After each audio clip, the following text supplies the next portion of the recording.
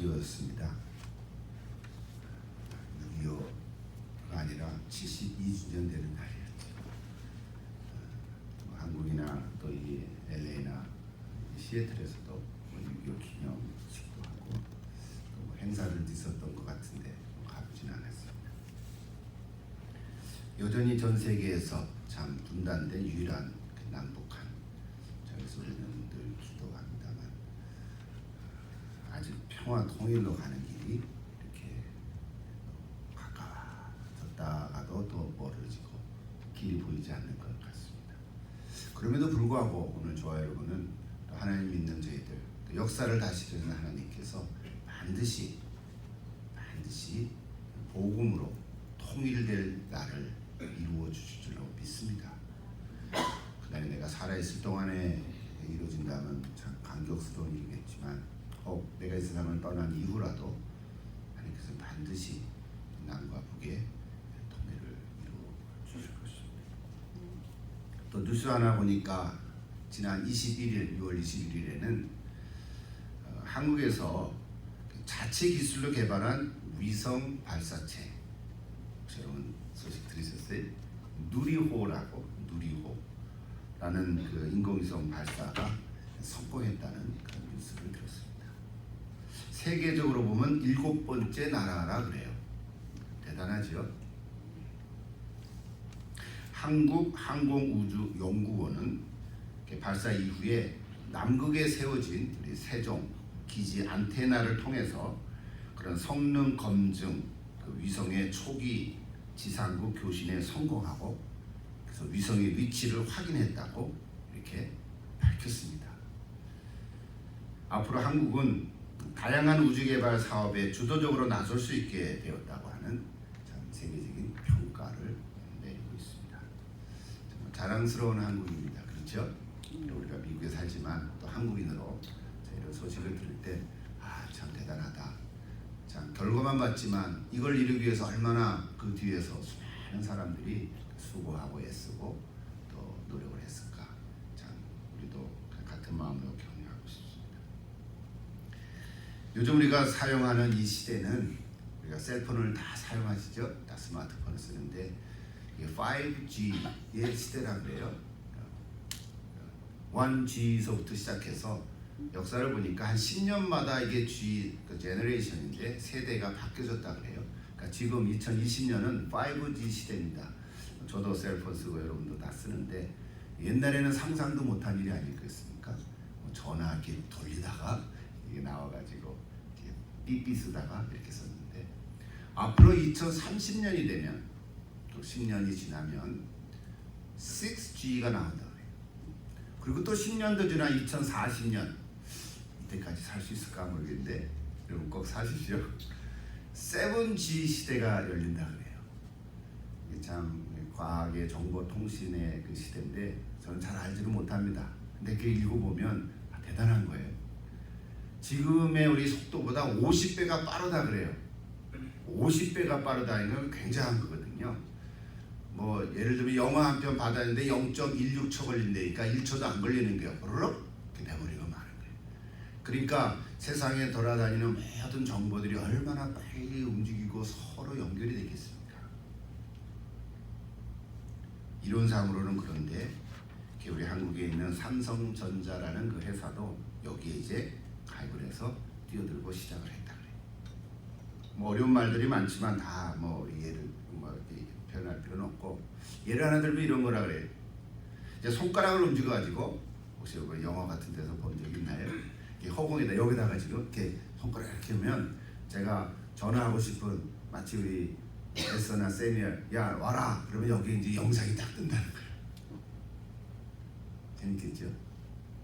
이제 이것을 이제 비즈니스에 이용하면 어떤 제품 디자인을 탁 해가지고 제품 디자인이 뜨면 이걸 가지고 화상 회의도 하고요. 또 자동차가 이렇게 여기서 영상 뜨면 그걸 보고 또 구매도 하기도 하고 뭐 이런 시대가 된다. 생수병을 이렇게 한 모금 입에 대기만 해도 내 몸의 다양한 건강 상태를 검사해주는 그런 일들이 의학적으로도 가능하다 그러는 거예요. 굉장하죠.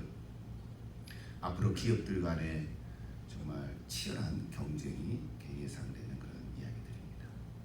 제가 이런 얘기를 다 하는 이유는 이런 거 가지고도 참 재미난 얘기들이 많이 있겠지만 오늘 이렇게 주제라 연결해서 이렇게 과학과 정보통신 기술이 엄청나게 발달하는데도 불구하고 인간은, 특히 우리 인간의 마음은 지금이나 2000년 전이나 처음으로 하나님이 우리 사람을 만들었을 때나 인간의 마음과 본능은 그렇게 많이 달라져 있지 않다는 사실. 참 인간이 멋있어 보이고 참 이렇게 더 성숙해지는 것 같기는 한데 또 들여다보면 그 인간의 본능, 마음의 본능은 그때나 지금이나 크게 달라지지 않았다는 사실. 그래서 어쩌면 2000년 전에 해주셨던 예수님의 말씀이 오늘 우리 시대의 그 성경을 읽어도 우리 마음에 와닿고 은혜가 된다는 사실. 이상하게 2000년 전에 어떤 과학적인 사실이나 그때는 뭐 정보통신이라는 말도 없었겠죠. 뭐 전화기도 없었으니까, 그죠? 뭘 전하려고 그러면 말 타고 가야만 됐던 그런 시대였는데, 그럼에도 불구하고 그 시대의 인간의 마음과 지금 살아가는 이 시대의 우리 인간의 마음이 크게 다르지 않는다는 사실이에요. 오히려 못하면 더 못했지, 더 악하면 더 악해졌지 않았을까, 이런 생각까지도 드는 겁니다. 오늘 우리 주제가 지금 내가, 예수님 말씀에 산상수훈 내가 너에게 이르노니, 이렇게 해서 이게 6번을 하는데 오늘 5번째잖아요. 오늘 주제는 복수예요. 복수. 복수. 여러분, 복수는 개인적으로도 할 수 있고 혹은 가정적으로서도 일어날 수도 있죠. 또는 어떤 사회나 단체, 공동체 속에서도 일어날 수 있고. 근데 역사를 좀 이렇게 들여다봐도요, 마치 복수 열전과 같은, 그렇죠. 우리 한국 역사를 좀 들여다보십시오. 여러분 혹시 아는 만큼 알고, 저도 뭐 다 모르지만 복수 열전 같아요. 그렇잖아요. 정권이 하나 무너지면 또 복수하고 뭐 이런 시대. 그러니까 결국 그 내용을 들여다보면요, 모든 복수들은 개인에서부터 시작한다는 사실입니다. 복잡한 것 같아도 뭐 내 가정의 복수를 갖겠다, 뭐 그래도 사실 개인의 복수인 거죠. 역사의 복수도 개인의 복수부터 시작해요. 자, 이렇게 오늘 복수의 감정이란 인간의 본능 가운데 하나인데, 본능이라 해서 당연시 할 수 있다 그런 얘기가 아니라 죄인이기 때문에 갖는 죄된 본능이라는 거예요. 사랑도 본능이지만 복수도 우리 속에 있는데 이거는 죄성을 가진 본능인 거죠. 그러므로 누군가 내게 피해를 주었을 때 그것이 정당하든 그렇지 않든 뭔가가 감정적으로는 보복하고 싶은 충동이 느껴진다는 거예요. 더욱이 부당한 경우에는 더 강하죠. 억울한 경우는 가만히 있을 수가 없는, 참기가 힘든 거죠. 감정적으로 이게 본능이라는 거예요. 근데 이 복수의 본능은 그래서 무서운 감정이죠. 자, 오늘 이 복수에 대해서 예수님 뭐라고 말씀하십니까? 그리고 오늘 이 시대를 살아가는 우리가 특히 그리스도인으로서 이 복수의 문제에 대해서 어떻게 또 처리해 가야 좋은가? 이것이 오늘 설교의 핵심인 거죠. 자, 오늘 본문을 다시 한번 읽어보면 좋겠는데요. 우리 아까 읽었지만 38절에 자, 눈은 눈으로, 이는 이로. 많이 들어봤죠? 눈은 눈으로, 이는 이로 갚으라 했다는 것을 너희가 들었으나. 역시 이 본문도 구약에 나오는 율법 중에 하나죠. 출애굽기 21장, 24장, 신명기 19장에 다 나와요. 뭐 성경이니까 그냥 한번 읽고 넘어가 보십시다. 출애굽기 21장에 보면 22절에 이렇게 나오죠. 전에 한번 읽었죠, 우리가. 사람이 서로 싸우다가 임신한 여인을 쳐서 낙태하게 하였으나, 옛날에도 그랬어. 이스라엘 백성들끼리도 다른 해가 없으면 그 남편의 청구대로 반드시 벌금을 내되 재판장의 판결을 따라 낼 것입니다. 그러면서 이 기술이 나오는 거예요. 그러나 다른 해가 있으면 갓되 생명은 생명으로, 눈은 눈으로, 이는 이로. 여기에서 나오는 거죠. 손은 손으로, 발은 발로, 또 된 것은 된 것으로. 이것도 참 희한해. 나 이걸 읽으면서 뭐 실수든 일부러든 사람에게 대면 똑같이 너 여기서부터 여기까지 됐지? 나도 너 대줄 거야. 이런 거라는 거야 지금. 네. 상함은 상함으로, 때린 것은 때림으로 갚을지니라. 또 레위기 24장을 보면요, 사람이 만일 그 이웃에게 상해를 입혔으면 그가 행한 대로 그에게 할 것이니 상처에는 상처로, 눈에는 눈으로, 이에는 이로 갚을지라. 남에게 상해를 입힌 그대로 그에게 그렇게 할 것이라.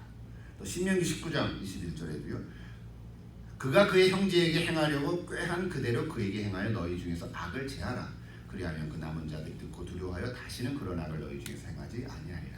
그러면서 21절에 보세요. 내 눈이 긍휼히 여기지 말라. 생명은 생명으로, 눈에는 눈으로, 이에는 이로, 손에는 손으로, 발에는 발로니라. 자, 이 구약의 율법에 나온 그대로 우리가 아는 대로는 예수님은 두 가지만 인용했잖아요. 눈에는 눈으로, 이에는 이로, 발에는 발로, 손에는 손으로 똑같이 하라는 거예요. 근데 사실 이 본문 자체는 이렇게 보면 굉장히 잔인하네 이럴 수 있잖아요. 안 그래요? 내가 어떻게 막 싸우다가 눈을 쳤는데 눈이 멍들었어. 이리 와, 너도 눈 멍들어. 똑같이 이러라는 거 아니에요? 이거 맞아서 눈 먹는데도 또 때리는 건 또 뭐야? 우리 이런 생각할 수 있잖아요. 근데 오늘 여기 율법에 이 하나님께서 주신 말씀은 사실은 잔인한 법이 아닌 거예요.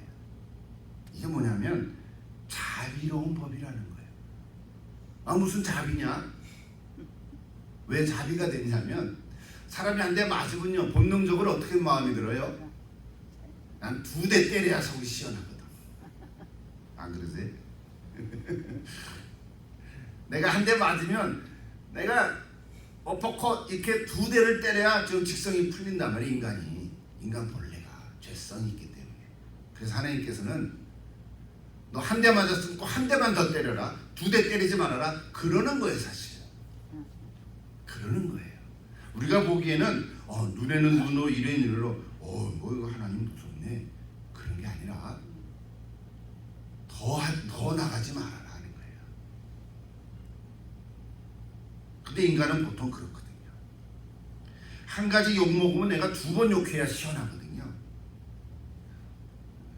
욕은 잘 우리가 안 하고 살지만, 그러나 하나님께서는 그렇게 말라는 거예요. 이것이 고대 시대는 탄리오 법칙이라고 우리가 잘 알고 있죠. 탄리오. 이거는 성경은 아니지만 탄리오 법칙. 우리나라 말로는 이걸 동해보복 이렇게 말을 해요. 동해, 똑같이 보복을 하라. 동해보복. 어려운 말이지만 이해는 되죠. 동해보복. 똑같은 해를 보복해라. 탄리오 법칙이라고 해요. 근데 이거는 원래 함무라비 법전에서 나오는 건데 285조항의 상해죄하고 연결돼서 나오는 거가 이 탄리오 법칙이라 그래요. 근데 얘네들은 지금도요, 이 탄리오 법칙을 여러분 찍어보면 찬반이 많이 있습니다. 찬성하는 쪽도 있고 반대하는 쪽도 있고. 겉으로 보기에는 굉장히 합리적인 법 같은데 사실은 성경에 나오는 이 율법, 하나님께서 우리에게 주신 말씀하고는 근본 정신이 다른 것입니다. 하나님께서 오늘 율법에 주신 배경은 뭐냐면 아까 얘기했지만 백성을 사랑하고 용서하고 더 큰 죄를 짓지 않도록 절제하고 제한하기 위해서 주신 법이라는 거예요. 너 하나 맞으면 하나만 갚지, 대갚지 2배로 하지 말아라. 그런 거거든요. 이제 우리 알아들었죠? 그런 거예요. 근데 여기 세상법은 그렇지 않다는 거예요. 그래서 오늘 여기 서기관과 바리새인들이 뭘 잘못했냐면 내가 복수하고 싶을 때 복수할 수 있도록 요 법을 합리적으로 악용했다는 거예요. 악용했다는 거예요. 우리 지난까지는 살인, 간음, 또 이혼, 맹세, 이것도 다 같은 논리죠. 다 그 배경이 똑같죠. 정리하면 하나님께서는 제한하려고 하는 정신으로 우리에게 주셨다면, 자비의 마음으로 주셨다면 세상은 합리화하는 태도라는 거예요. 너 나 한 대 때렸으니까 나도 한 대 때리는 거야. 왜? 뭐 어떻게 됐어? 잘못된 거 있어? 이렇게 합리화하는 거예요. 근데 성경은 그런 거 아니라는 거죠. 그래서 오늘 예수님께서 주신 말씀이 바로 이제 어떻게 다른지 그 다음에 예수님 말씀하시는 거예요. 39절 보십니다. 저 말은 좀 여러분 이해하게 됐죠? 39절 보십니다.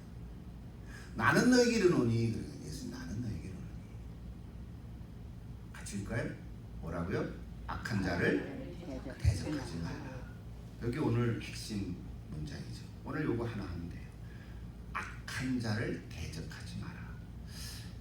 이게 쉬운 것 같은데 참 쉽지 않은 거죠.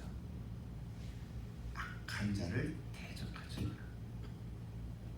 근데 이 말씀을 일단 오해해서는 안 된다는 거예요. 악한 자를 대적하지 마라 그러니까 어떤 생각이 드냐면 누가 나한테 악을 행하면 대적하지 말으니까 피해버리는 거예요. 도망가는 거예요. 에이, 야, 뭐가 무서워서 피하냐? 뭐 이런 식이지. 악과 그렇다고 이 악이 있는데 악한 자니까 악을 행하는 자를 포기하지도 마라. 그런 거 아니라는 거예요. 그러니까 피하지도 말고 포기하지도 말라. 이게 오해라는 거예요. 악한 자를 대적하지 말라 그러니까 피해버리고 아예 포기해버리고 심지어는 세상 돌아가는 꼴 다 보기 싫어. 정말 하루하루 세상 돌아가는 거 보니까 뉴스 보니까 더러운 세상이라 이제 말세다 말세의 끝이다 뭐 이런 얘기 우리가 흔히 하고는 있는데 그래서 어떡하라는 거예요? 저 산속에 가서 살까요? 실제로 그런 사람들도 있죠. 다 꼴 보기 싫어서 산속에 가서 혼자 살아요. 전화기도 없고 편할 것 같긴 해요. 좋을 것 같기도 해요. 그죠? 다 꼴 보기 싫은 거 안 보니까. 근데 예수님은 그렇게 말씀하신 게 아니에요. 이게죠. 요 말씀을 그렇게 이해했다면 오해한 거라고 제가 말씀을 하는 거예요. 악한 자를 대적하지 마라. 그 말은 피하거나 포기하거나 산속에 들어가서 살아라. 그 말이 아니고 오히려 정반대의 뜻입니다. 그걸 어떻게 할 수 있나? 선생님 우리 번역을 조금 더 길게 자세히 해서 모르겠는데 그래서 우리는 이렇게 생각해 보면 대적하다는 말 헬란 말을 사용해 보니까 안티스테이 이렇게 말 썼거든요. 근데 이 말은 어떤 뜻이냐면 오히려 강하게 저항하고 반대하라 이런 뜻인 거예요. 그러니까 뭐냐면 악한 자를 대적하지 말라는 말은 악을 행하는 사람은 있지만 그 악을 행하는 사람의 배경에 누가 있을까요? 사탄이 있다. 악한 영이 있는 거예요. 보통 사람들은 이 생각을 못 하는 거죠. 악하게 하니까 이 사람이 악한 거예요. 근데 오늘 우리는 배경 가운데 그 사람에게 악하게 할 수 있도록 마음도 움직이고 악한 행동을 하도록 부추기고 누가 해요? 악한 영들이 우리가 아는 귀신 그 배경에 사탄이 움직이고 있다는 거예요. 이거를 우리는 볼 수 있고 또 봐야 한다는 거예요. 그래서 오늘 예수님께서 하시는 말씀을 정리하면 악한 자를 대적하지 말라는 말은 악을 행하게 하는 사탄에 대해서는 강하게 대적을 하라고 하는 말이에요. 그렇게 되면 저기 지금 악한 사람이 있는데 그 사람하고 싸우는 게 아니라 그 사람을 악하게 하는 그 배후에 사탄하고 내가 대적을 하게 되면 이 사람은 어떻게 보입니까? 불쌍하게 볼 수 있다는 거예요. 긍휼히 여기는 마음이 조금 생길 수 있는 거죠. 오케이, 좀 괜찮아요? 마음에 들어옵니까?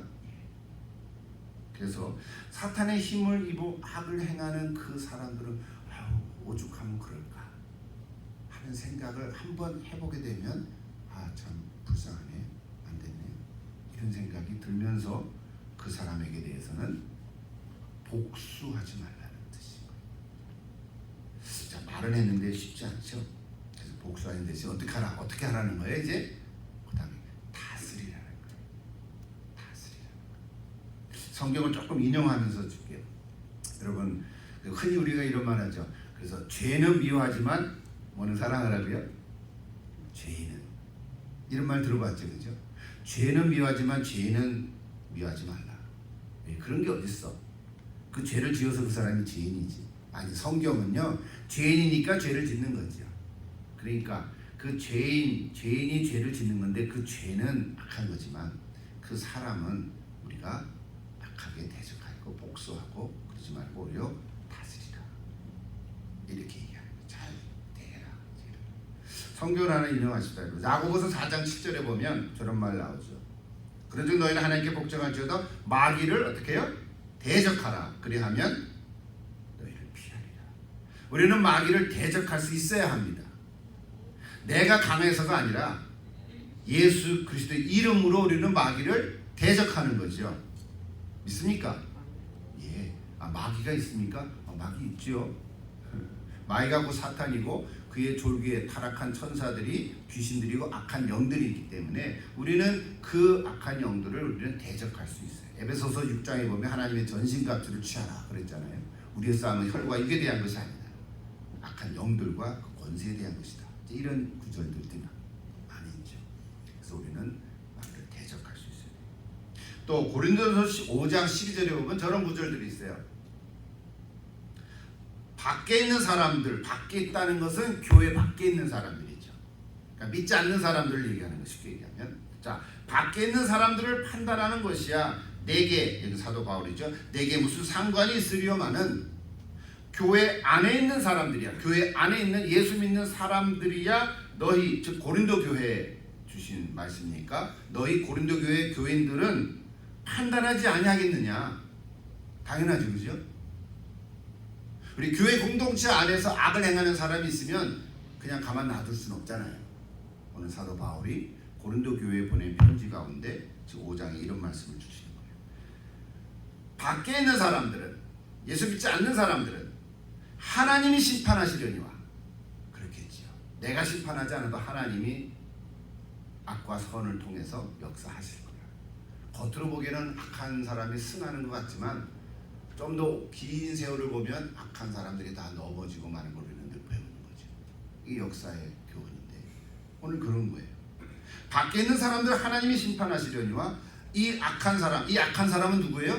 고린도 교회 교인 가운데 악을 행한 악한 사람인 거죠. 이 악한 사람은 너희 중에서 어떻게 하라고 했어요? 내쫓으라. 강하죠? 내쫓으라. 왜 그럴까요? 공동체를 위해서 그렇죠. 공동체를 위해서. 하나 더 보십시다. 자, 이거는 사도 바울의 편지인데 예수님도 이런 말씀하신 적이 있어요. 마태복음 18장에 보시면 내 형제가 죄를 범하거든, 내 형제니까 교회 안에 있는 사람인 거죠. 내 형제가 죄를 범하거든 가서 너와 그 사람과만 상대하여 권고하라. 처음에는 권고하라. 너 이러이러한 잘못을 했는데 하나님께 회개하고 다시 돌아와라. 그래서 우리 같이 지내야 되지 않겠냐, 이렇게 해야 되는 거예요.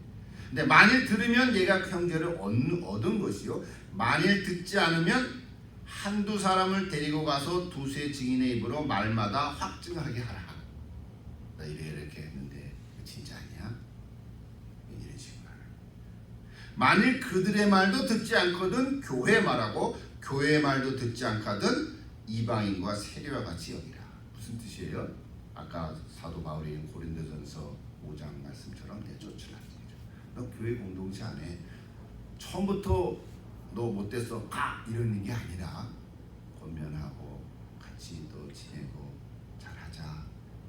개인적으로 얘기 안 되면 또 두세 사람이 가서 또 얘기하고, 그래도 안 되면 교회 전체 얘기하고, 그래도 안 돌아오면 나가라고 하는 거죠.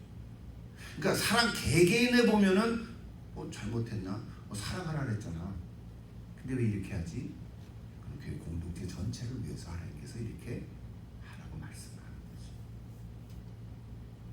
마지막 하나 더 보십시다. 그래서 예수님께서 요한복음 16장 33절에서 이렇게 말씀하세요. 세상에서는 너희가 환난을 당하나 담대하라. 내가 세상을 이겼노라. 왜 이런 말씀하셨나요? 그 앞에 뭐가 있어요? 너희로 내 안에서 평안을 누리게 하리라 합니다. 평안을 누리게 하리라 합니다. 자, 좀 제가 말씀을 많이 인용하면서 이렇게 벌어진 것 같은데요. 요약을 하면 어떻게 됩니까? 오늘 우리 복수에 대한 얘기를 하는데 예수님이 악한 자를 대적하지 마라. 이 말씀을 우리 핵심으로 주셨는데, 악한 자, 즉 악한 자이지만 그 자를 대적한다는 것은 그 자가 악하게 하는 악한 영들을 대적하되 그 사람은 다스리라는 거죠. 그 사람은 개인적으로 복수하는 게 아니라 다스리라는 다스리라는 거죠. 근데 공동체 안에 있을 때는 과정을 밟으면서 오히려 이렇게 회개하고 뉘우치고 돌아오지 않으면 내쫓을 수 있을 때까지 이렇게라도 하라는 거죠. 왜 그럴까요? 공동체를 위해서. 그래서 결론적으로 주시는 건 예수님이 네 마음의 평안을 잃지 말라는 거예요. 저는 오늘 말씀을 준비하면서 다른 구절들도 다 인용했지만 이 말씀이 다 은혜가 됐어요. 너희로 내 안에서 평안을 누리게 하리라. 여러분 우리 이런 말 하죠. 사실은 내가 누구를 미워하면 그 사람이 문제가 아니라 내가 더 힘들죠. 경험해 보셨어요? 한 번도 경험해 보지 않은 사람은 대단한 사람인데 나 혼자라도 경험해 본 사람은 내가 힘든 거죠 사실. 그래서 하나님께 기도하는 거예요. 아, 하나님 내 마음을 다스려 주소서. 그 다스리면서 결과적으로 하나님 주신 복이 뭐예요? 평안을 회복해 주시고 평강의 마음을 주시고.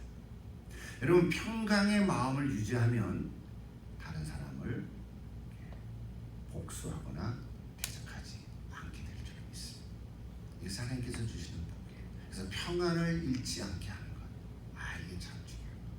그래서 어떤 형편에 있든지 간에요. 심지어 세상의 악으로부터 내가 피해를 보고 손해를 보고 혹은 뭐 환난을 당한다 해도 견디기 쉽지는 않고 힘들긴 하겠지만 그럼에도 이 평안한 마음을 잃어버리지만 않으면 내가 감당할 수 있다.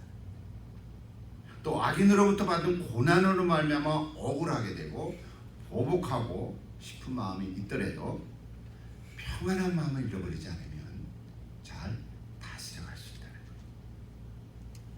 확실합니까? 만약에 그렇게 하면 평안을 잃어버리게 되니까, 그러니까 보복하면 평안을 잃어버리게 되니까 우리 예수님께서 그렇게 하지 말라고 오늘 말씀해 주시는 거예요. 자, 오늘 예수님께서 하신 말씀이 5장 39절 중심으로 아까 봤지요. 악한 자를 대적하지 마라. 이 얘기했어요. 좀 이거에 대해서 좀 말씀을 드렸는데, 한마디로 얘기하면 세상은 악을 악으로 갚죠. 그러나 우리는 선으로 악을 이기라고 말씀하셨습니다. 이거에 대한 기술들은 로마서에도 나오고 많이 나오는데, 자, 맥락을 같이 하고 있어요. 자, 오늘은 복수에 대한 말씀인데, 전체를 보면 산상수훈 전체 말씀 가운데 지금 오늘 마태복음 5장에서 주시는 건데, 이 말씀을 누구에게 주셨죠? 예수님 따라가는 제자들에게 주신 말씀이고, 하나님 나라를 이루어가는, 그러니까 하나님 나라의 특성, 하나님 나라의 또 본질, 즉 하나님 나라를 이루려고 하는 사람들이 가져야 할 태도에 대해서 좀 말씀해 주시는 거예요. 그러니까 복수하고픈 감정이 들더라도 악한 자를 대적하지 말라, 이렇게 말씀하는 거예요. 근데 여기서 끝나도 되는데 예수님께서 오늘 본문 말씀에 구체적으로 4가지나 예를 들어서 말씀하고 있어요. 그 4가지 예에 대해서 이렇게 4가지 예를 들었어요. 우리가 다 읽었습니다만, 근데 우리 많은 사람들은 성경을 그래도 마태복음 적어도 한두 번 읽은 사람은 저거를 읽으면서 와, impossible, 그렇죠. impossible. 저희 가능합니까? 네 오른편 뺨을 치고도 왼편도 돌려내라. 너를 고발해 속옷을 가지고 자는 자에게 겉옷도 가지게 하고 억지로 오리를 가게 하면 심리를 동행하고 네가 구하는 자에게 주고 꾸고 자는 자에게 거절하지 말라. 세상에 저렇게 사는 사람이 있으면 나오라고 해요. 이럴 정도죠.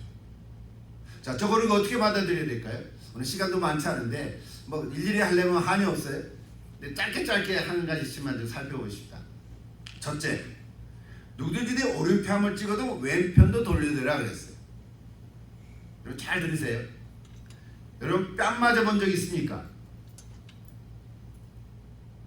부끄러우니까 손 들지 마시고 속으로 뺨 맞아본 적이 혹시 있으면, 뭐 어렸을 때나 부모로부터 뺨 맞아본 적도 있을 수도 있고, 그럼에도 불구하고 성인이 돼서는 더 어렵겠죠. 집에서, 학교에서, 직장에서도 그럴 수 있죠. 자, 전후 사정이 어떻든 여러분 뺨을 맞는다는 것은 인간의 어떤 기본적인 존엄성, 내 자존심이 무너지는 거예요. 상하는 거예요. 그렇죠? 그냥 엉덩이 하나 때리는 거는 매를 맞는 거지만 뺨을 맞는다는 것은요, 이거는 내 자존심이 무너지는 거예요. 마치 유린당하는 느낌. 여기 보세요. 그리고 오른쪽 뺨을 맞으려면 상대방이 어떻게 때려야 됩니까? 가까이 옆에 두 분이 하면서 자매들끼리 큰언니, 작은언니, 막내언니 있는데 큰언니가 동생에게 뺨을 때리려면, 오른쪽 뺨을 때리려면 상대방이 어떻게 때려야 돼요? 글쎄, 그 사람이 왼손잡이면은 뭐 가능하지. 왼손잡이면은 상대방이 오른쪽 뺨을 이렇게 때리면 되죠, 그죠? 근데 왼손잡이면 되는데 이거는 조금 예외 조항이고, 대부분 오른손잡이라고 할 때 오른손잡이가 오른쪽 뺨을 때리려면 이렇게 때려야 되잖아요. 이게 거북스럽죠, 크로스가 아니, 그죠? 어떻게 때리라는 거예요? 어떻게 때린다는 거예요? 손등으로 때린다. 그럴 가능성이 있는 거예요. 상대방의 오른쪽 뺨을 내가 오른손잡이가 때리려면 이렇게 때려야 되는데 이건 굉장히 거북스러운 거잖아요. 그러니까 손등으로 이렇게 때리는 거죠. 여러분, 손바닥으로 때리는 거하고 손등으로 때리는 거하고 또 차이가 있어요. 이거는 굉장히 모멸감을 느끼고. 근데 이게 가능한 일일까? 왼편도 때려내라는 거야.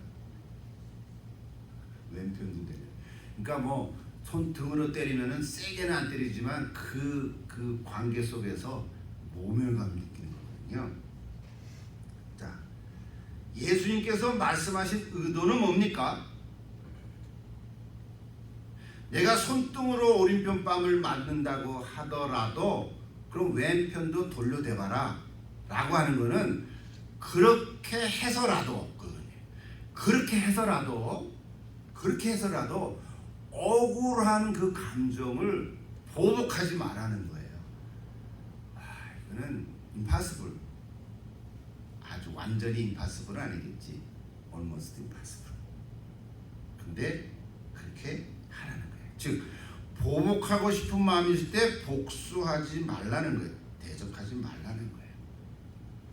근데 이게 가능한가? 제가 그래서 메시지 성경을 좀 한번 찾아봤어요. 저렇게 되어 있더라고요. 저 굉장히 의역했죠. 메시지 성경은 같이 한번 읽어봐도 좋겠네요. 한번 읽어볼까요? 다시 생각해봐야 할 옛말이 또 있다. 38절에 눈에는 늘 이에는 이라는 말이 있다. 그 다음 너무 재밌어요. 그렇게 해서 문제가 해결되겠느냐. 이제 38절이고 39절 같이 읽읍시다. 시작. 내가 하고 싶은 말은 이것이다. 절대로 되받아치지 말라. 누가 너를 치거든 그 자리에 서서 맞아라. 자, 이거는 어떤 손으로 뺨을 치는 행위를 오늘 예수님은 예로 들으셨지만, 실제적인 삶의 현장 속에서는 오늘 유진 피터슨이 번역한 메시지 성경처럼 말로 할 때가 더 많은 거예요. 그렇죠? 말로 속을 긁거나 말로 욕을 할 수도 있지. 근데 욕지거리 할머니는 또 구수할 수도 있어. 그건 진짜 욕을 하는 게 아니라 원래 그 사람이 그렇게 말하는 거니까 그 속에는 어떤 애증이 있지. 근데 오늘 얘기하는 거는 말로 우리를 모욕감을 주고 그럴 때, 여기 오늘 되받아치지 말라. 이게 좀 은혜까지는 아니더라도 생각을 할 만한 단어입니다. 아마 여러분이나 저도 살면서 이런 경험을 한두 번을 해보실 수도 있어요. 그런 경험 얘기들을 할 시간은 없지만 제가 한 가지 예를 하나 드리겠습니다. 중국 선교사로 유명한 허드슨 테일러의 일화가 있어요.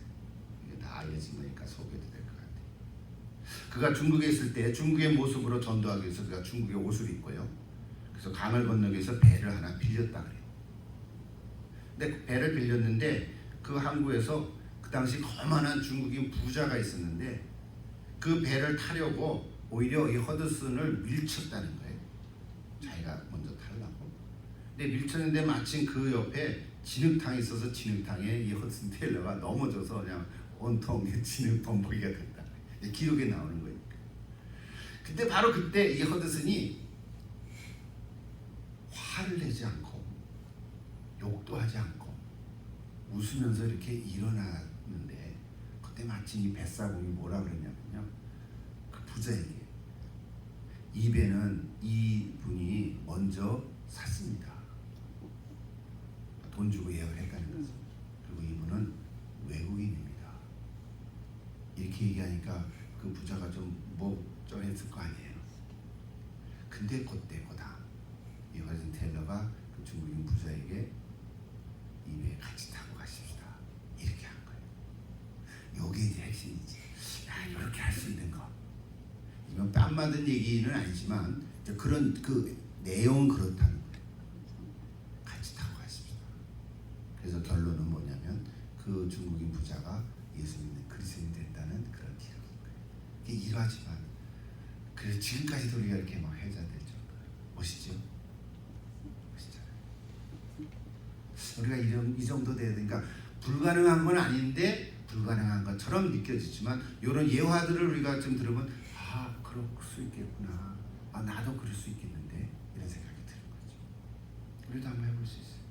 그러니까 누군가가 나에게 어떤 모욕적인 말이나 행동을, 뭐 뺨을 때리는 그런 행동을 했을 때 되받아치고 싶은 마음이 욱 올라올 때, 그때 되받아치지 않고 좀 인격적으로 긍휼히 여기는 마음으로 대하면 놀라운 일이 일어날 수 있다. 아멘. 뭐 자주 일어날 수는 없지만은 이런 이런 상황이 생겼을 때 이렇게 해보라는 거예요. 이것이 오늘 예수님이 첫 번째로 예를 든 거예요. 오른뼈뺨, 왼뺨. 이거 우리 너무 많이 들어서 어렸을 때부터들 세상에 그런 일이 어디 있어. 오른뼈뺨 난 2대 더 때려야 돼. 엉컷퍼스를 내야 돼. 그래야 속이 시원한데 왼뺨을 때려대기, 그거 뭐 내가 성인 군자냐? 이런 식의 우리도 얘기를 많이 했는데, 오늘 예수님 말씀의 그 의미, 그 내용, 의도는 이런 거라는 거예요. 우리가 과거에 이렇게 하지 못했다 하더라도요, 혹시 앞으로 만약에 이런 상황이 생기거나 오늘 이 말씀을 기억하시고 한번 속에서 용트림을 하고 잡으면서 오히려 허드슨 테일러 같이 이런 모습을 되받아치지 않고 그냥 맞으면서 나아간다면 하나님께서 놀라운 일이 일어나게 할 줄 믿습니다. 어떻게 이렇게 할 수 있을까? 아까 제가 요한복음 16장 예를 든 것처럼 내 안에 평안의 마음을 잃지 않으면 그렇게 될 수 있을 줄 믿습니다. 자, 우리 말씀은 알았는데 실제 현장 속에서는 그렇게 못할 때가 있기도 해요. 한두 번은 참았는데 두 번, 세 번 참다가 계속하면은 그 다음에 욱하죠. 아주 대받아치기도 하고 뭐 그렇게도 하지만 앞으로는 한 번도 안 해볼 수 있는 저런 될 수 있으면 참 좋겠습니다. 한번 해보십시오. 시간이 갔네요. 두 번째 좀 보십시다. 두 번째 뭐라 그랬어요? 또 읽어보시죠. 또 너를 고발하여 속옷을 가지고자 하는 자에게 겉옷까지도 가지게 하라. 이거는 오늘날의 속옷, 겉옷 생각하면은 이거는 전혀 이해가 안 되는 말이에요. 여러분, 속옷 다 있죠? 겉옷도 있고 그런 얘기가 아닌 거예요. 자, 여기서 말하는 속옷은, 유대인들이 입은 속옷은 키톤이라고 부르는 옷인데, 이게 뭐냐면 무명이나 아마로 짠, 지금 통옷이에요. 한 통으로, 통치마 있죠? 통치마, 그런 옷을 말하는 거예요. 그것이 속옷이에요. 그래서 여러분, 예수님이 십자가 달려고 할 때 로마 군병들이 뭐예요? 제비뽑기에서 속옷을 가져갔다는 기록이 있죠. 이것을 속옷을 오늘날 속옷으로 이해하면 안 되는 거죠. 속옷을 제비뽑고 가져가, 에이, 지저분하게, 이런 얘기가 아니라 통으로 짠 옷이에요. 통으로 짠, 값어치가 있는 옷이죠. 겉옷이란 건 뭐냐면 여러 가지 색깔로 이렇게 뭐랄까, 이렇게 술을 놔가지고 만든 옷인데, 이거는요, 유대인의 법에 의하면 겉옷은 저당 잡혀서도 안 되고요, 진짜 어려서 저당 잡히더라도 하루 전에 돌려줘야 돼요, 저당 주인이. 그렇지 않으면 법을 어기는 거예요. 왜 그러냐면 겉옷은 그냥 우리가 이런 겉옷이 아니라 잠잘 때 덮는 담요예요. 그렇게 쓰는 거예요. 성경 한번 볼까요? 출애굽기 22장에 나와요. 내가 만일 이웃의 옷을 전당 잡거든 해가 지기 전에 그에게 돌려보내라. 해가 지기 전에 돌려보내라. 돈을 갚든지 갚지 않든지. 왜? 그것이 유일한 옷이라. 그것이 그의 알몸을 가려 옷인지 그가 무엇을 입고 자겠느냐. 이게 겉옷이에요. 그러니까 법으로는 겉옷은 저당 잡히면 안 되는 거예요. 그래서 어떡하라고요? 재판을 걸어서 누군가가 재판을 걸면 여기 오늘 고발한다. 고소를 하면 속옷을 가지고 고소를 하는 거예요. 너 가진 게 전혀 없어. 돈이 없어. 잘못을 했는데 배상을 했는데 배상할 것이야. 그러면 재판을 걸어서 제 속옷을 나한테 달라고 하십시오. 이렇게 할 수 있는 거예요. 겉옷을 달라고 하는 것은 법이 아닌 거예요. 겉옷은 못 달라고 하는 거예요. 그러니까 속옷, 통옷을 달라고 하는 거예요. 이제 고발해서 속옷을 가지게 하면 이런 의미예요. 이해가 됐죠? 한 번 들으면 뭐 잊어먹지는 않겠죠. 알고 있는 분도 계시겠죠. 그러니까 유대인의 법으로는 겉옷은 주지 않아도 되는데 예수님 오늘 뭐라고 말씀한 거예요? 너가 고발을 송사를 당해서 고소를 당해서 속옷을 가지고자 하는 사람이 있으면 뭐까지 주라고요? 겉옷까지도 벗어줘라. 겉옷은 안 줘도 되는 거거든요. 겉옷은 법으로 주라 마라 판사가 판결할 수 없는 항목이거든요. 근데 그것까지도 줘라. 자, 이게 예수님의 말씀이에요. 그 의도가 뭘까요? 의도가 뭐 겉옷, 속옷, 옷 얘기가 아닌 거죠. 옷 얘기가 아니라 오늘날 우리의 용어로 얘기하면 한마디로 얘기하면 내 권리를 주장하지 마라. 그렇게 말씀을 바꿔서 얘기할 수 있어요. 우리 다 사람들은 자기 권리를 주장해요. 요즘은 점점 권리를 많이 주장하죠. 이건 뭐 정신 차릴 수가 없을 정도예요.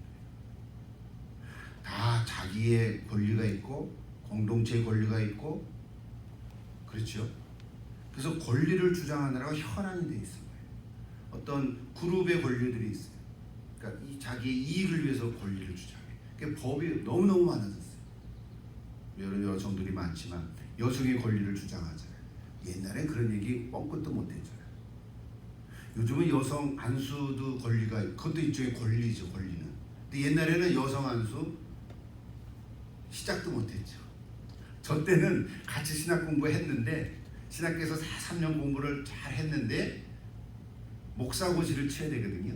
근데 여자라는 것 때문에 목사고시를 칠 자격이 없었어요.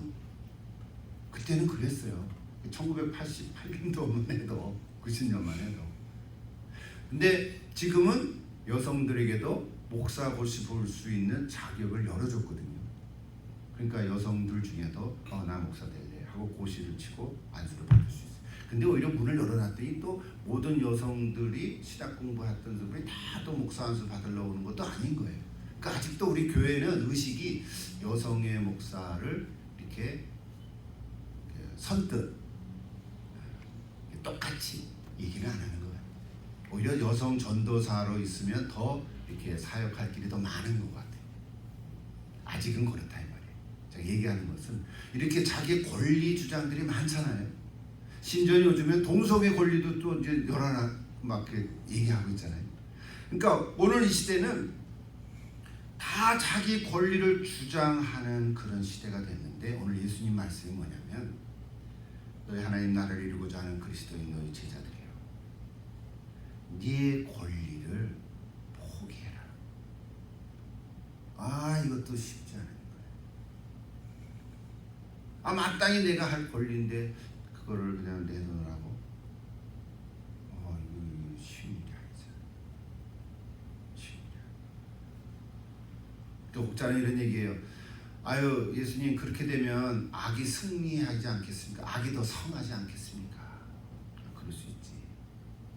그러나 역사를 지나고 보면 선이 악을 이긴단다. 선이 악을 이기고 승리하는 거다. 여러분 이거 믿습니까? 잘 안 믿나 봐요. 언제나 선이 악을 이기고 악한 자들이 세우고 누렸던 그 권리들은요 세월이 지나면 무너져 내리는 것을 우리는 볼 수 있습니다. 악한 자들이 세운 권리들은요 다 없어집니다. 아직은 아니지만 그러니까 아직은 아니지만 우리가 믿음을 가지고 하나님의 선한 역사가 반드시 이루어질 것을 믿고 승리할 것을 믿고 우리가 나아갈 수 있는 거예요. 시간이 다 됐는데 셋째, 넷째는 짧게 얘기해 볼게요. 자, 셋째는 뭐라 그랬습니까? 누구든지 너를 억지로 오래를 가게 하던 그 사람과 심리를 동해. 이거는 뭐 내용은 같은 의미죠. 사실은 예를 예수님이 4가지나 들어서 그런 건데 유대인에게 이런 법이 있어요. 어떤 고용주가 한 장소에서 다른 장소로 물건을 이동하거나 또는 마치 우편물을 배달하려고 할 때 그것을 위해서 강제로 어떤 사람을 차출해가지고 운반하게 하는 법이 있어요. 괜찮은 거예요. 권한을 가진 사람은 그렇게 할 수 있어요. 예를 들면 예수님이 십자가 지고 골고다 언덕으로 갈 때 너무 지쳐서 쓰러져 넘어졌을 때 로마 군병이 어떻게 했죠?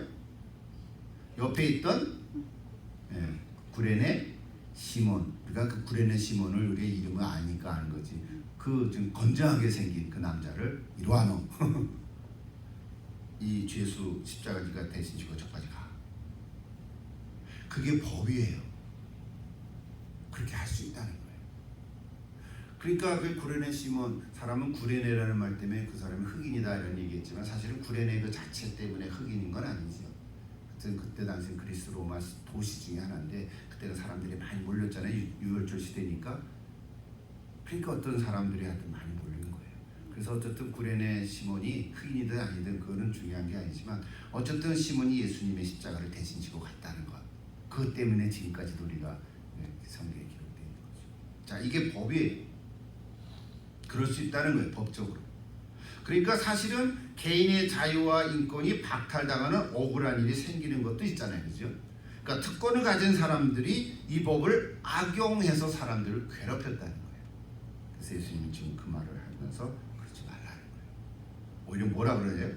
오리를 가게 하거든 심리를 동행해라. 차라리 너 2배까지도 해줘라. 이것도 쉽지 않은 일이지만 할 수 있는 일이에요. 우리 아까 허슨 테일러 얘기처럼 그런 그 예화들을 우리가 들 수 있어요. 오늘날에도 이런 일이 일어나고 있어요. 사실 구체적인 예를 다 들 수 없지만 의롭지 못한 국가 혹은 정부 아래에서 부당하게 법이라는 명분으로 강제 노동을 시킨다든가. 북한은 지금도 그렇고 있잖아요. 그죠? 강제 노동을 시켜. 무조건 해야 돼. 얼마나 억울하고 힘들겠어. 거기서 인생을 마치는 경우도 있잖아요. 또는 개인적으로 내가 제거하고 싶은 사람을 어떤 단체를 하여금 일부러 고소하게 해서 법으로 잡아가둔다든지. 그러니까 묘하게 법으로 다가보면 그죠? 못됐죠. 자, 이런 경우들이 일어나기도 합니다. 항고해야 되겠죠. 그러나 오늘 예수님께서 뭐라 그래요? 하나님 나라에 이르는 제자들 너희들은 평안한 마음을 잃지 말고 오히려 그 이상으로 담대하게 감당해봐라. 결국은 선이 이길 것이다. 여러분 가정 안에서도 일어날 수 있어요. 형제들 간에서도 일어날 거고 이 예언을 적용한다. 직장 안에서도 일어날 수 있고요. 시키는 일만 하지 말고 오히려 받은 돈만큼 일하지 말고 대부분의 사람들은 다 그렇게 일하지만 너희 하나님 나라에 이르는 사람들은 오히려 시키지 않는 일까지도 자발적으로 기쁨을 해라. 하나님이 내게 주신 것이라고 생각하고 해라. 이제 이런 얘기인 거죠. 오늘 저 여러분의 교회 안에서는 사실은 그렇게 해요. 사실은 그렇죠. 이게 다 헌신하고 봉사하는 마음들이에요. 마지막 하나 보고 마칩니다. 4번째는 뭐예요? 이게 구하는 자에게 주고 꾸고자 하는 자에게 거절하지 말라. 자, 이거는 구약에도 면제법이라는 게 있었다 그래요. 7년이 되면 어떤 빚이든지 못 갚아도 다 원적으로 돌아가는 거예요. 너무 좋겠죠? 7년 지나면 그리고 50년 지나면 희년인데 땅까지도 다 돌려준다는 그 법이 있어요. 근데 역사적으로 실제로 행해지지는 못했다고 하지만 어쨌든 그래서 가난한 사람들은요 7년을 기다려요. 7년째 기다리면 이제 이게 다 탕감되니까. 또 돈 있는 빌려주는 사람들은 5년이나 6년째쯤 되면 돈 안 빌려줘요. 왜? 빌려줘도 1, 2년 못 받으니까. 저 사람들이 뭡니까? 빨리빨리 들어요. 여러분 실제로 신명기 15장 7절에서 보면 그 기절이 나와요. 마지막 10절만 제가 인용했는데 너는 반드시 그에게 구제할 것이요 구제할 때는 아끼는 마음으로 품지 말 것이라. 이로 인하여 네 하나님 여호와께서 네 범사와 네 손으로 하는 바에 네가 복을 주시리라. 오늘 말씀도 우리가 이 언약의 말씀을 믿을 때 하나님께서 복을 주실 줄 믿습니다. 잠언에도 보면 꾼다 그러지 마, 그냥 줘라. 꿔주면은 왜 안 갚지? 갚는다 그랬는데 또 안 갚네. 속으로는 왜 안 갚지? 못됐네. 이런 마음도 하지 말아라. 그냥 줘라. 꾸줄 수 없으면은 미안합니다. 내가 여유가 없어서 못 꾸주네요. 요거밖에 못 꾸주네. 요거라도 도움이 되면 좋겠습니다. 그렇게 하고 주고 끝나라는 거지. 근데 오늘 예수님 말씀도 그러는 거예요. 돈에 대한 얘기지만 이것은 많은 사람들이 사실 오늘날 현대에는 특히 돈에 대해서 소유욕이 강하죠. 세상적인 가치관은 돈이 최고인데 성경은 이 잘못된 소유욕에 대해서는 끊임없이 경고하고 있습니다. 야고보서 4장 13절 14절을 보면 이렇게 있어요. 들으라 너희 중에 말하기를 오늘이나 내일이나 우리가 아무 도시나 가서 거기서 1년을 요하고 장사하며 이를 보리라 하는 자들아 내일 일을 너희가 알지 못하는도다. 너희 생명이 무엇이뇨 너희가 잠깐 보이다가 없어지는 안개니라. 한 생에 사는 이 동안 너무 돈에 대해서 소유욕에 대해서 열병을 앓고 있는 현대인에게 주신 하나님의 말씀이 어떻게 살아가야 합니까? 우리가 잘못된 소유욕에 대한 허상을 버리고 실상을 보라는 거죠. 이 실상에 대한 핵심 내용이 뭘까요? 이제 마무리합니다. 내 모든 것은 다 누구 거예요? 하나님의 것이죠. 그죠? 우리 고백하죠? 우리 다 아멘 합니다. 근데 이게 무슨 재산이나 돈만이 아니라 내 재능도 그렇고 내 집도 그렇고 자녀도 그렇고 이게 다 내 것이 아니라 하나님의 것이잖아요. 확실합니까? 이거 고백해요. 그래서 뭐라고 얘기하냐면 소유권은 내가 없어요. 나는 뭐만 있어요? 사용권만 있어요. 내 오너는 아니에요. 내가 렌트를 사는 것과 같은 거예요.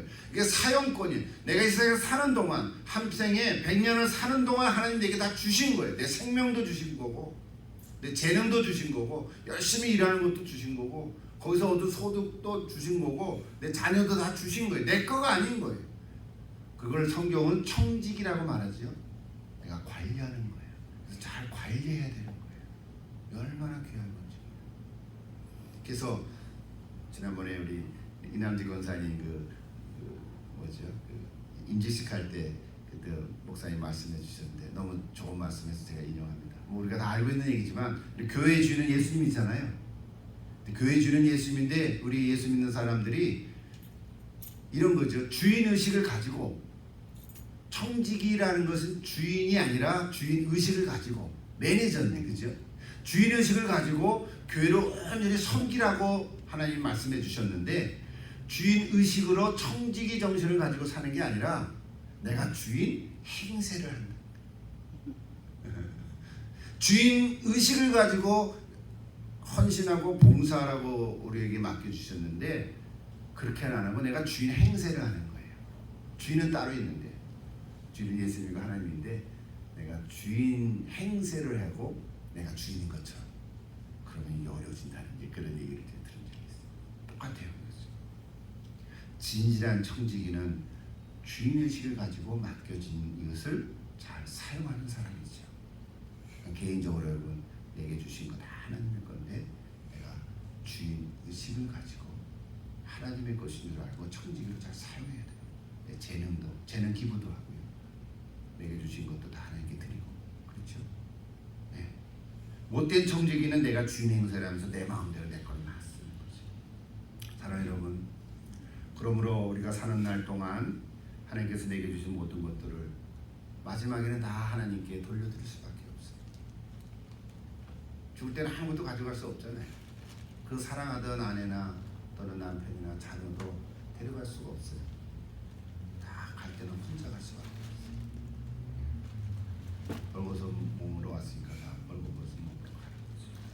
그래서 하나님께 다시 돌려드리는 것입니다. 오늘 말씀의 주제가 복수인데 결론은 자신을 온전히 하나님께 드리라는 말씀으로 끝을 맺고 있습니다. 이렇게 할 수 있는 이유는 내 생명의 주인은 내가 아니라 하나님에게 있다 하는 말씀에서부터 나오기 때문에 그렇습니다. 내 주인은 내가 아니라 하나님이십니다. 여러분 고백합니까? 확실합니까? 아멘. 우리 예수님께서 악한 자를 대적하지 말라고 4가지 경우나 말씀해 주셨는데 우리가 다 이렇게 조금밖에 말씀 못했는데 시간이 갔어요. 문제는 과연 이렇게 할 수 있는가? 핵심은 내 자신에게 있죠. 내가 살아있으면 못하고 죽으면 할 수 있어요. 살아있으면 못하고 죽으면 할 수 있어요. 근데 죽으면 끝이니까. 여러분 죽으면 끝이죠. 여러분 시체한테 뭘 얘기했다고 벌떡 일어나서 화내는 사람 시체 봤습니까? 죽으면 끝인데 문제는 내가 살아있는 동안에 죽으라는 거잖아요. 이게 역설이에요. 살아있는 동안에 죽으라는 거예요. 그런 성경 구절이 있습니다. 뭐죠? 같이 읽고 끝냈어요. 그래서 권사님도 저 인용하면서 기도해요. 같이 시작. 내가 그리스도와 함께 십자가에 못 박혔나니 그런즉 이제는 내가 사는 것이 아니요 내 안에 그리스도께서 사시는 것이라. 아멘. 이제 내가 육체 가운데 사는 것은 나를 사랑하사 나를 위하여 자기 자신을 버리신 하나님의 아들을 믿는 믿음 안에서 사는 것이라. 아멘. 오늘 이 갈라디아서 2장 20절의 말씀을 기억하면서 또 한 주간 또 남은 생애 동안 하나님께 영광을 드리는 그런 삶이 되시기를 기도합니다. 기도하겠습니다. 살아계신 아버지 하나님, 오늘 예수님이 전해주신 이 산상수훈, 특별히 오늘은 복수에 대한 말씀을 우리에게 주셨습니다. 예를 들린 말씀들 4가지를 통해서 이건 너무 불가능하다 이런 생각을 가졌지만 그 하나하나를 좀 살펴보면서 하려면 할 수 있는 거구나. 하나님 내게도 성령님 함께하여 주셔서 이런 삶으로 살아갈 수 있도록 역사해 주옵소서 하고 기도합니다. 이제는 내가 사는 것이 아니라 내 안에 그리스도께서 사는 것이라는 이 말씀 붙들고 또 한 주간 승리하는 저들 다 되게 하여 주옵소서. 예수님 이름으로 기도하옵나이다.